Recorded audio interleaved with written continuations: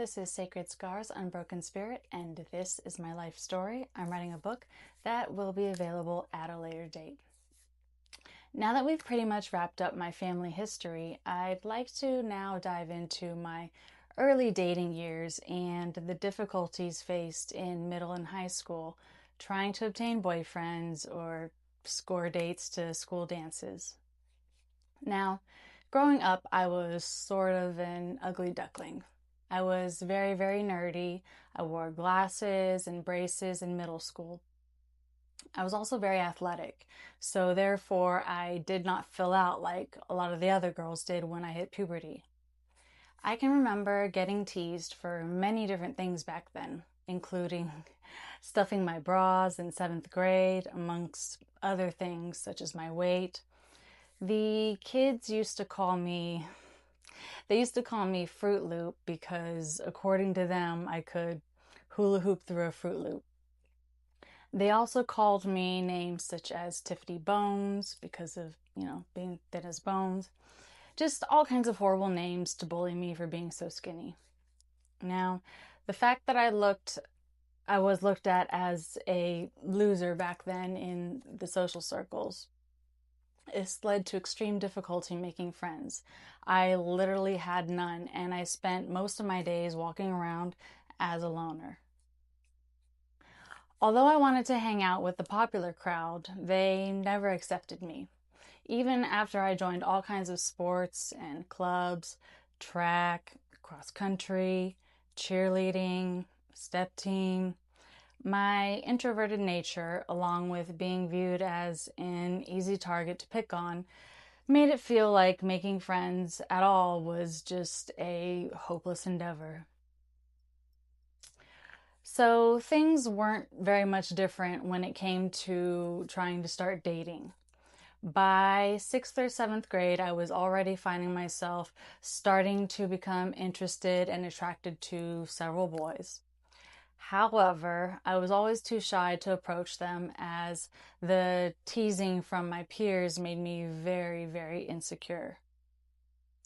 I was scared that the boys that I liked would see me as not attractive because of my thin build or my flat chest. Eventually, there came a point where my self-esteem issues became exacerbated due to getting rejected over and over whenever I did work up the courage to let a guy know that I liked him.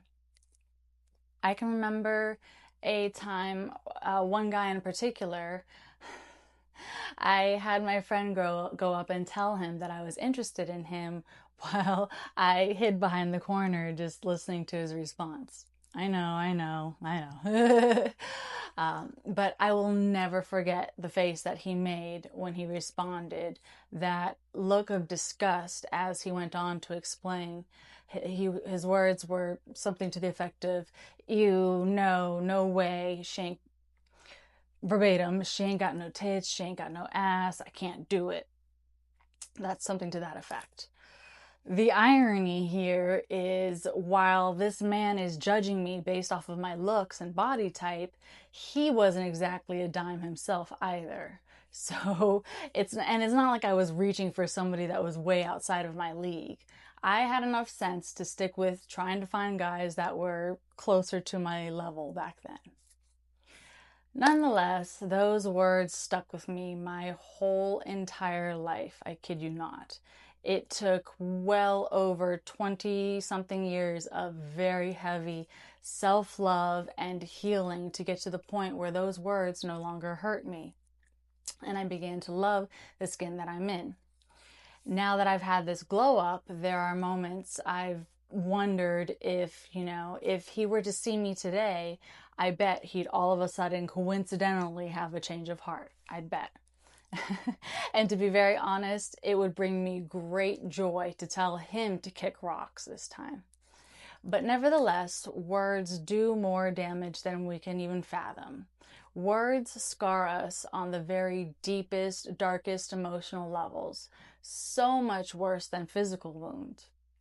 Physical wounds will scab over and heal up pretty quickly, but emotional scars, they stay with us forever. because words cut so much more deeply than even knives can. There was another incident in 7th grade that was so incredibly hurtful. I had found some girls to dance with at the school winter dance and had at some point mentioned to them that there was a guy that I had liked a lot and had a crush on, and that I had mentioned that I wanted to slow dance with him that night, but I was, of course, way too scared to go up and talk to him. Now, this time, I was way more ambitious, and he actually was out of my league, most definitely. He was very good looking, he was popular, he played on the football team.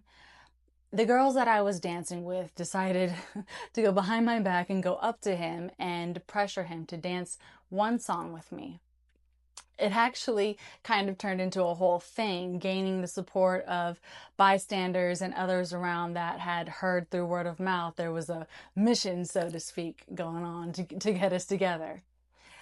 I'd imagine it put way more pressure on him, and it probably was mainly the only reason he caved. It definitely wasn't freely voluntary, that's for sure. But in the moment, I honestly didn't care. Sometimes we settle for things and take what we can get, because this opportunity for sure was not coming around again. In my eyes, this was a dream come true.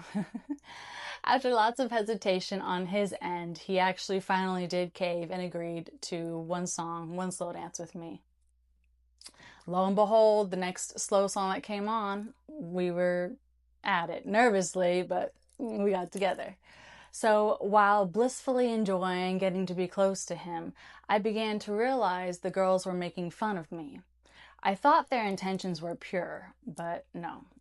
To my dismay, I realized that they set the whole dance up between us as more of like a pity thing, because they all, him included, they all saw me as desperate and kind of beneath him as far as my social status. It was essentially a way to indirectly shame me behind the guise of being happy about how adorable it is to see this nerdy girl pull someone that she could never under any other circumstance. And in all honesty, I would agree. To make matters much worse, the girls that set it up, I realized they only did so to be manipulative. While dancing with him, I remember looking over and seeing the girls being condescending, like fake happy for me, straight to my face, muttering things like, "Oh, how sweet," yada yada yada. But really, their words were, again, it was more out of pity, for lack of a better term, and just completely covering up their fake expressions of endearment. Some were even laughing. It was just one big joke to them that I had the audacity to think someone like him would even look at me, let alone give me the time of day or any sort of chance. I mean, they weren't wrong, but still, So this night ended up leaving me extremely battered with mixed emotions. It did sting after the fact, once I realized what was actually going on, but to be very honest, I was way too wrapped up in the moment to even care. So on one hand, I was ecstatic and beaming from getting to dance with my 7th grade crush. This once-in-a-lifetime opportunity. However, in retrospect, I also left that dance in tears because of the situation and how they played with my feelings. They played with my emotions. They knew exactly how to pull on my heartstrings and yet crush me too, all at the same time. It did hurt very deeply that they all felt it was just so funny to all of them to prey on a nerdy loner like myself and make fun of my one wish that night, as if I didn't deserve it, or it was only honored to shame me because I wasn't, in their eyes, I wasn't worthy of getting to dance with the popular boys. But despite all the emotional horrors of that night, on a brighter note, that public humiliation was the very last straw. It stirred something up in me that became the boost I needed to completely turn my life around, to turn my pain into power, a full transformative 360. Right then and there, I vowed to myself that I would never ever relive that kind of shame ever again, to never become so vulnerable or easily walked all over again. This I promised to my new and improved self that night. That awful night of the dance may have been a shitty experience, but I'm also very grateful because it was the catalyst to inspire a real change within myself that I was previously way too scared to even take the initiative. It really lit a fire under my butt. By 8th grade, I had decided that no more would I be the fool for everyone to rag on or make fun of. No longer would I be this geeky, ugly duckling. No longer would I be this quiet, shy little girl with no friends. No. All of that was about to change immediately and with a quickness. I first made the decision that I wanted to make friends, but not just any friends. I wanted to join groups of popular-ish kids. So my first step was to ditch the glasses for contacts. I permed my hair so that it was curly. I started dressing in more form-fitting outfits, more sexier outfits, and wearing more glamorous makeup. I found my tribe within the Hispanic community. Now, although I am not Hispanic myself, my tan complexion was always of the like, and people always thought I looked Spanish anyways, so I felt I was able to fit in well. I used to always say that I loved being brown because that way I get to mix and mingle with everyone, the whites, the blacks, the Latinas. It truly made me happy to be able to blend in with pretty much everyone and just hop around from group to group.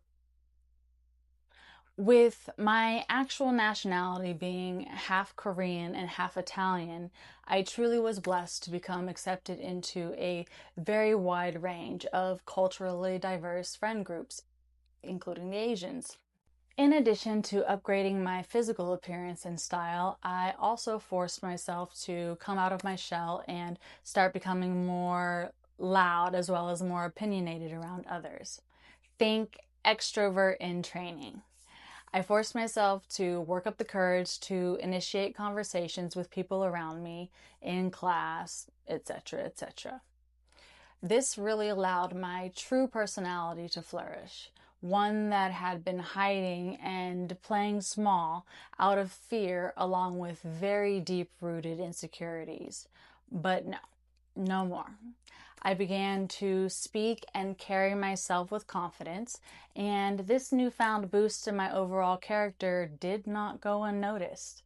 This glow up within me exuded pure genuine happiness, and my light just shined so brightly through me. I was finally embodying my true sense of self whilst growing into the young woman that I have always wanted to be. There was one last factor that I strongly feel helped really boost my status socially: extracurriculars. I've always had so many interests in many forms of expression of art, especially through music and dance. Dance in all of its forms: classic, jazz, modern, hip hop. I've been professionally trained in all of it. I even gave color guard a try, though I never really excelled in it very well at flipping the fags because, well, the fear of the pole falling on my head just kind of always got in the way. But other than that, if it involved performing on stage or in front of a crowd, it was meant for me.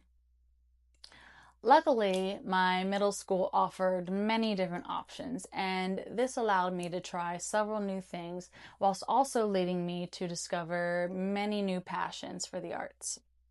It wasn't uncommon for me to juggle several extracurriculars at the same time, as balancing was easy when it's truly enjoyed, and from the heart, not coming from a place of force or obligation, pressure from parents, that sort of thing. Additional bonus, I seem to have a talent for learning new skills quickly, as well as a natural ability to excel at it right off the bat. It didn't take long before I found my true passions with regard to school athletics. Middle school was where I got my first taste of tumbling and flying after making the spontaneous decision to show up for cheerleading tryouts, having absolutely zero experience, not counting toddler gymnastics in my younger years. Similarly, upon receiving a flyer one day announcing practice starting up for the school step team, I again made the spontaneous decision to show up, even though I had absolutely no clue what that even was or what to expect. Needless to say, I had absolutely no experience at all, just truly diving in blindly with the yearning to try something new, faithfully hoping for the best.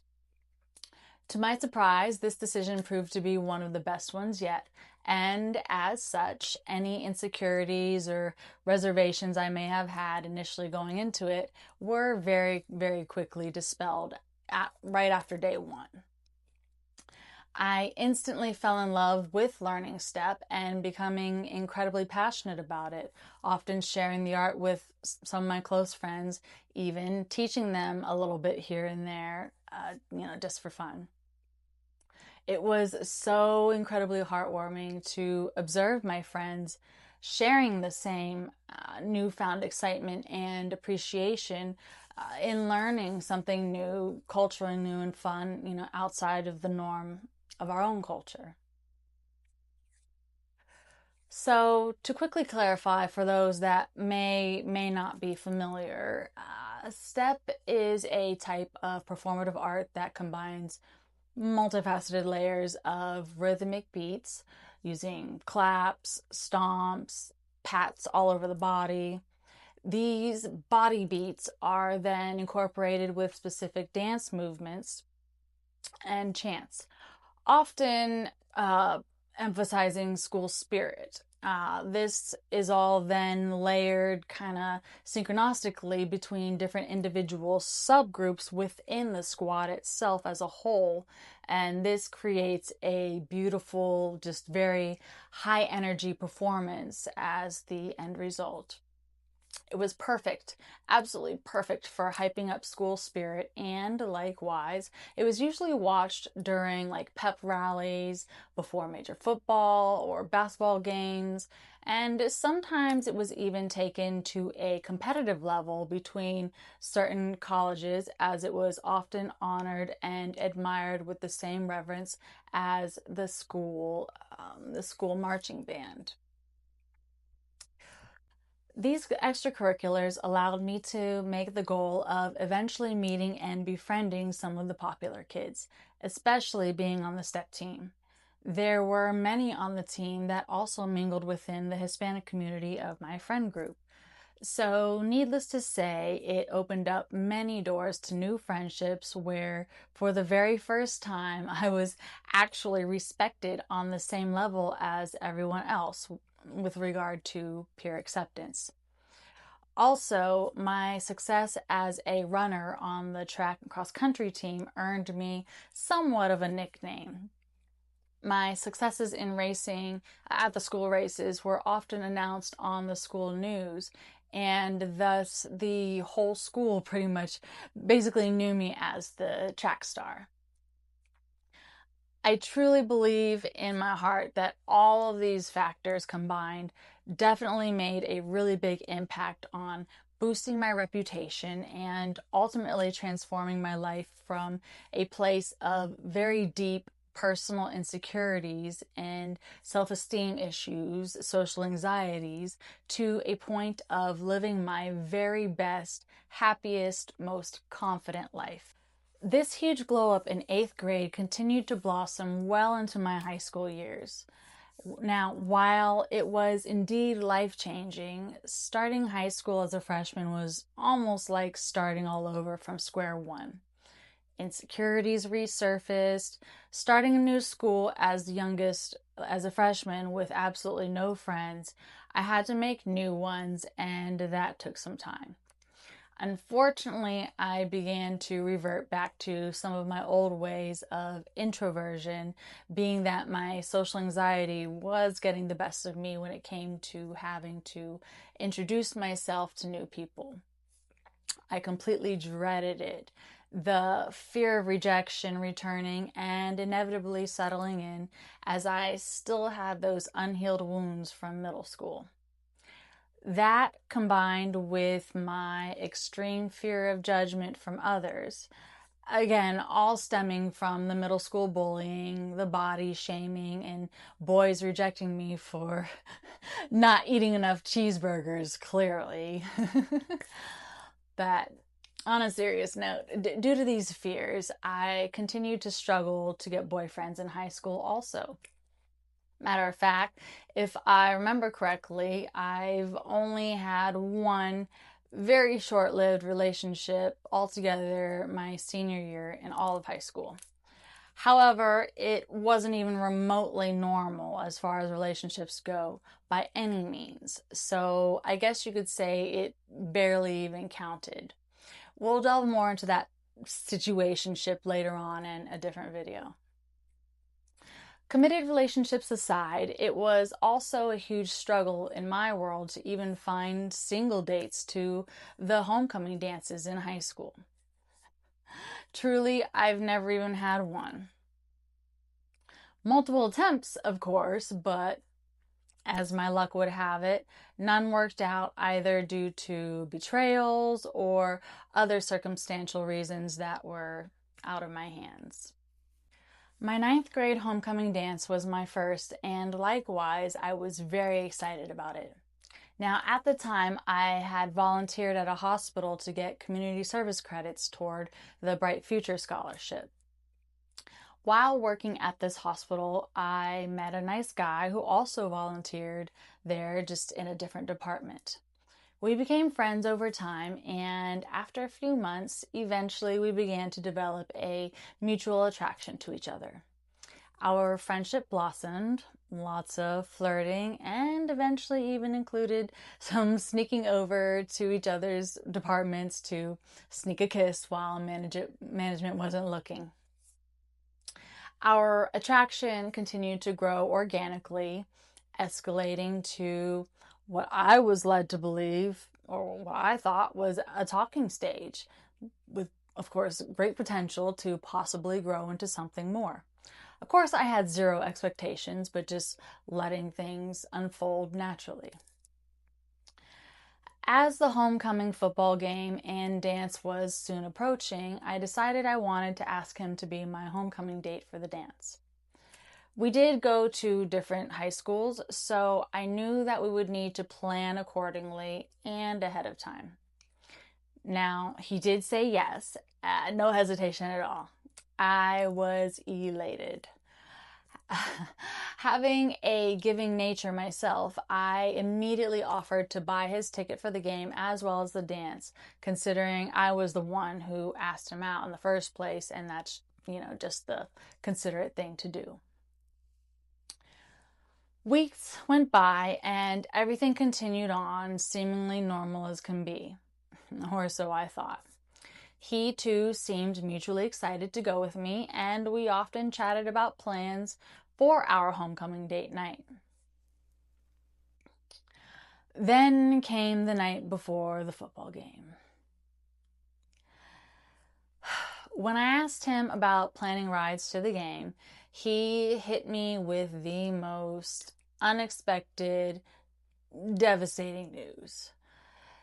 So very casually, he stated, as if it was no big deal, that he actually had a girlfriend and could not go with me to the homecoming dance. Really? This was after several weeks of planning, 2 sets of tickets bought out of my own pocket to both the game and the dance, hundreds of dollars spent, the whole 9. Only for him to bail on me at the very last minute. To say I was furious is definitely an understatement. He could have just said so when I initially asked him. It would have been no big deal, instead of dragging this out, and not only that, but leading me on all this time. not only as a potential date for the dance, but also leading me on with regard to our very intimate friendship that was clearly happening, at the hospital. I truly believed we were more than friends, as time had shown. But I guess it just goes to show that if given the chance, some men have absolutely no problem being deceptive, and in this case, are willing to play the long game, even when they know that their lies would eventually catch up to them. Clearly, my feelings meant absolutely nothing to him, as he was completely content playing the field, using me as the work wife, as they say, without any regard nor a care in the world if he even got caught. And unfortunately for him, that's exactly what happened. You see, his mother coincidentally worked at that exact same hospital. And needless to say, my mother, furious after I told her everything that happened, she was furious that her dusty bum of a son did me so dirty. So my mother had called his mother at the hospital and just completely raised hell. Thankfully, she was able to convince them to refund me my money spent on all of the tickets and miscellaneous gifts for him, his boutonniere, little flower thing, things like that. After that fiasco my freshman year, the betrayal was so discouraging, I decided to not even go to homecoming my sophomore year. Little did I know, junior year, homecoming would once again become another, if not the most devastating event of my entire high school experience, all around. Over the course of a couple years, I had developed a very close friendship with another boy that I was attracted to, though he was a little bit younger than me. We had lots of mutual friends and ended up hanging out with each other every day after school. We eventually became the best of friends. One day we were casually chatting over at his house, and I got an idea to just playfully, just kind of test the waters, throw it out there, and ask and see if he wanted to go with me as my homecoming date for the dance that year. To my surprise, he actually said yes. I honestly wasn't expecting him to take me seriously. I was just kind of joking, but not joking, just kind of to see how he would react. Yet I'm glad he did take me seriously, and I was ecstatic to now finally officially have a date to a school dance for the first time in all of these years. So we started to make plans, the usual arrangements.